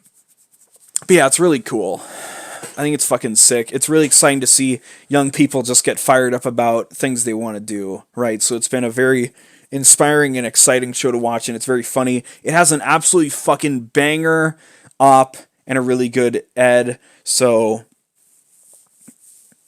Yeah, fucking great show, Eizouken. That's what I'm watching. I kept seeing clips of it a few days after the first episode came out, and I said, "Fuck it, I really need to watch this show. Fuck it, I'm breaking my seasonal barrier, and I'm fucking watching it." I also bookmarked My Hero Academia season 4. Like I bookmarked Eizouken. I have like a little folder for like the current shows that I'm watching, but I haven't started it yet. I don't know what's wrong with me. So maybe I'll start it like the moment season 4 ends. I don't know, but yeah. So I'm watching Eizouken, new episode every Sunday. So a few days out from a new episode, really exciting. 3 episodes in so far, and I just fucking love it. It's just a really fun, exciting show, and the episodes fly by. They're really fun to rewatch too, and they have these cool imagination sequences where like they like go to this like imagination world kind of where like they inhabit the space but everything's like fake around them, so it all looks like really rough like sketches and like paintings, and all of like the noises and the sound effects made by the machines whatever are all made by the voice actresses. It's fucking great. Also, one thing I really appreciate is that Midori and Tsubame's voice actresses are actually completely new, and this is both their first roles in anime, and they're fucking great. And it's I kind of really love the meta nature of it because it's like Midori and Tsubame are new to voice acting, and then Sayaka's voice actress has done quite a few shows already. So she's like an experienced voice actress. She's been in quite a few fucking things. So it's kind of cool. So she kind of gets to be like, because she's like the straight man of the group, it's kind of cool because it's like, well, she's also the experienced voice actress. So she's always there to kind of like keep the other two in check, kind of, like, I don't know what happens behind the scenes, but it's fun to, joke about or like hypothesize. I don't even know if that's a fucking word. Hypothesize? What the what is that word? I'm gonna feel stupid unless I nail this. Hypothesize. I need to figure this out. It is hypothesize. Okay, I did it. I'm a fucking genius. Anyway, yeah, Eizouken, really fucking cool show. So presumably with a name like Keep Your Hands Off Eizouken, not Heizoken. Presumably, well, already they've come into some clashes with the school because the school's like, well, we already have an anime club, but obviously that anime club is for like watching and talking about anime culture, whereas like the girls want to like literally create anime. They literally want to animate anime. It's really cool to see. It's really fucking exciting. So, good show. Check it out. Keep Your Hands Off Eizouken. Eizouken. That's the only word you need to find it. Eizouken. Eizouken. Good fucking show. So, I'll be starting Kiwami 2 soon. I'm currently watching Eizouken every Sunday. Last thing I want to mention before we have a ton of things I'm just going to push off to the next episode because this way I'll definitely have things to talk about at the start of February. Anyway, last thing for this episode. Again, starting Kiwami 2. Excited. Yakuza Kiwami 2. Watching Eizouken. Last thing. After that, I've plotted out. Originally, back in like, I think November or December, during the winter sale, I was like, okay, well, the next 2 things I'm going to play are Yakuza, because I promised it to a friend, and then I'm going to play the Mega Man. I'm going to play the Mega Man games because I never played the classic Mega Man games. I've played a few of the X games and I played a few of the Battle Network games. So I'm like, I'm going to play the classic. I bought and I still have, obviously, because it's not going anywhere. I have the Mega Man Classic collections and the Mega Man X collections, and I'm like, I'm going to fucking play through these. But now there's been a shift in priorities, right? So Doom Eternal is coming out March 20th. And so after this year, there's plenty of great games coming out, all right? You got Doom Eternal, you got fucking Cyberpunk, Dying Light 2, Resident Evil 3 Remake, Persona 5 Royal, I mean, what else could you ask for, right? Technically, Halo Infinite's coming out this year because the Series X is coming out this year. I don't know if anybody's really thought about that. Anyway, yeah, I think The Last of Us Part 2 maybe is. Anyway, as spring was looking really fucking packed, and then Cyberpunk got delayed from April to fucking September.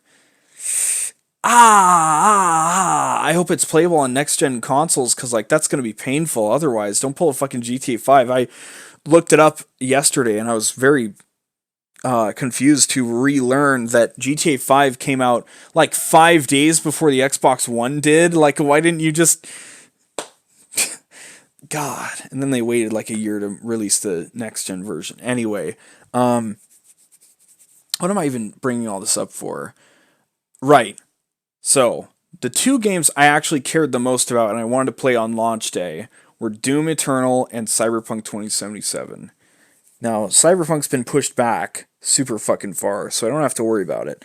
Doom, however, is still rolling in on March 20th. So, to get hyped for it, I've kind of plotted out my own retrospective. Now, I've played Doom 1 and 2 to death many times, and I've played Doom 2016 once through on my Xbox, which is arguably not the prime experience, right? So, in preparation of Doom Eternal coming out, I'm going to make my own little retrospective of the series. I've barely played Doom 3, so that'll be part of it as well. So, let's see here.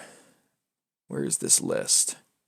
I think it's also actually missing something. So, I have this big old fucking plot thing plotted out, right? Plot? I don't know what I'm talking about. I have this plot.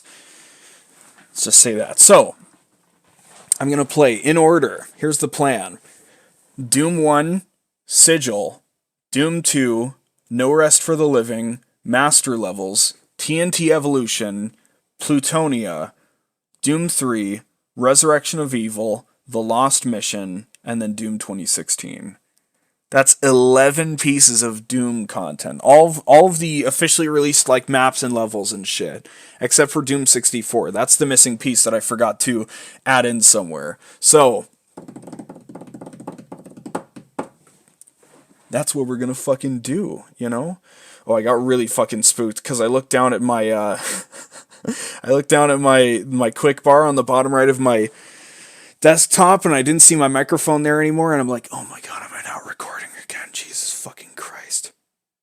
Oh, I had a sneeze to get out there. I'm trying to be better about pausing, so I wait for myself to like I wait for like the meter to like completely go away before I pause, because I hope that makes it less jarring, if it ever is jarring when I pause. So anyway, yeah, I was able to barely hold it in, and then I paused, and then it's achoo! Anyway, one thing I love about the pausing is that like you don't know how long it's been. It could have been like a 20-minute thing, it could have been like a 20-second thing, you know.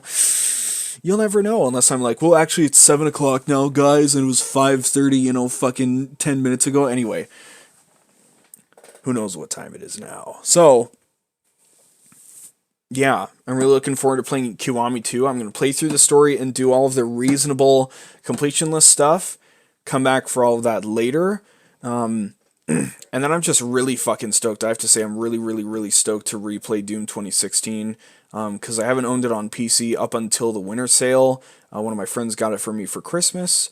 And my only experience with Doom 3 is I torrented it on a really crappy computer and played it for an hour like 3 years ago. So I'm excited to give it a genuine shot, even if it is, you know, not like the classic style of Doom.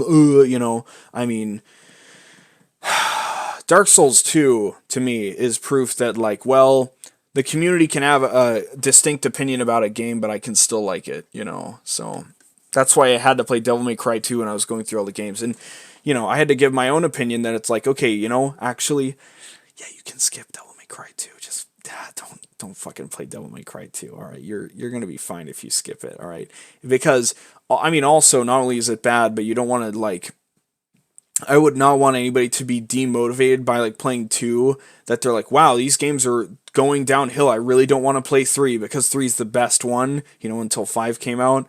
So, you know, 3 is just a fucking classic. And I would feel terrible if somebody like barely got through 1 and thought it was okay, and then they played 2 and thought it was fucking terrible. And because of those two experiences put together, they've been like, yeah, this series is not for me. I'm not playing the rest of them, and they'd totally miss out on 3.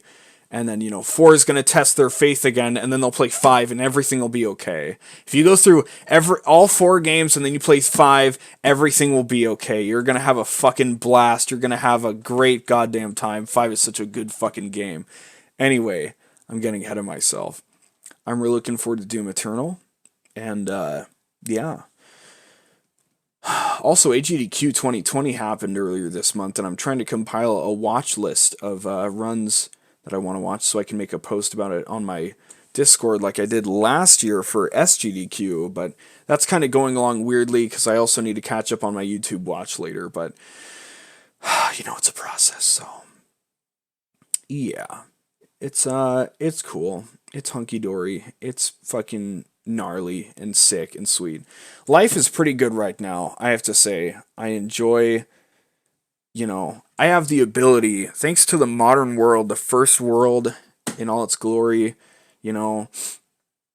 because I have funds, if I have the slightest inclination, I could very well just I could get in my car, drive over to, well, it's not my car, I'm using one of the cars. Anyway, I could get in my car, the car that I'm designated to drive, right? I could get in my car, be like, I could really go for some Wendy's right now. I could go to some Wendy's and get some Wendy's, right? I don't do that because I don't feel the need to really leave the house to go get stuff because there's plenty of food at the house, Maybe that makes me kind of a shut-in. I'm not really antisocial. I talk to people on my Discord, but anyway, I don't know. Something I think about, I have the ability to go out and get stuff if I really want it. It's like if I'm really hurting for some bubble gum, it's like I could just drive up to, Fred Meyer or some shit, right? Or like Walmart and be like, I'm gonna buy some fucking bubble gum. How cool is that? How cool is that if you have like $20 laying around, if you can save it for that one day where you really need like a pack of corn dogs and you can be like, fuck yeah, now I have corn dogs, That's just so fucking cool to me. It's like, God, I probably sound like I'm stoned right now, like it's a shower thought, but it's so fucking cool, dude. So, yeah, life is fun right now. I fucking love video games. I'm having so much fun with my life right now. I had a big plan that I'm still trying to work on. When January 1st rolled around, I made a big old fucking plan and I partitioned out all the different things I want to do. I'll go through those. But one of it was like also like I called it the 2020 boot up, which involved like deep cleaning my room and deep cleaning the game room, which hasn't happened yet. Which is mostly, due to being really fucking sick. Now I'm not anymore. So I should be doing that, but I'm also kind of like distracted.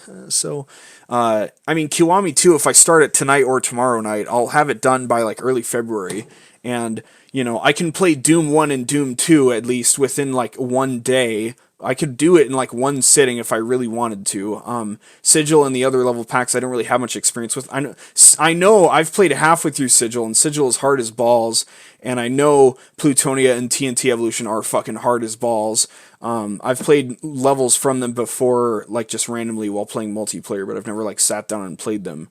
So those will take some time, but I know that it's not going to take me basically 2 months to play through all of those Doom games. So I think I will have some time. The plan is to play through every game on Ultraviolence, and then when I get to Doom 2016, play through it, on Ultraviolence, and then kind of try and 100% it. I think that'd be cool. I don't know if I'll land the Ultra Nightmare run. It kind of bothers me that in the achievements list, there's only the Ultra Nightmare requirement for beating the first level, the UAC, which is somewhat well-deserved because the first level is the hardest, supposedly, because you just don't have like any good weapons to use, right? Supposedly, the difficulty of the game kind of like stops about halfway through. But anyway, yeah, I'd be really compelled to do an Ultra Nightmare playthrough if there was an achievement for it, because I would slap the shit out of that on my profile on Steam and just be like, yeah, I'm kind of a fucking badass. But anyway, yeah, I've got plenty of time before Doom Eternal comes out, and that's the only time-sensitive thing that I have, basically. So, yeah, like I said, life's fucking cool. I'm really happy with where things are right now.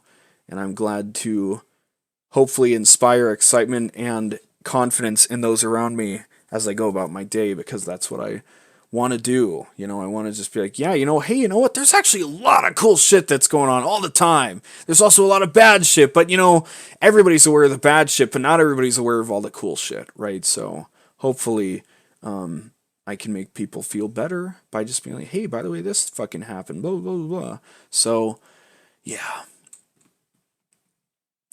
If you want more of my ramblings in a text format, or just in general want to get in contact with me or hang out in my server, see what kind of things I shitpost, we have a shitpost channel called Shitpost Hell, which is where you can directly dump your memes without any kind of worry or abandon.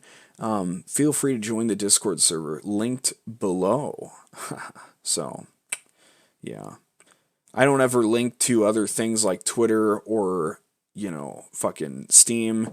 I just link everything back to my Discord server, because there's a channel called Database where you can see all of the other links to everything else from within Discord. So Discord's my home base.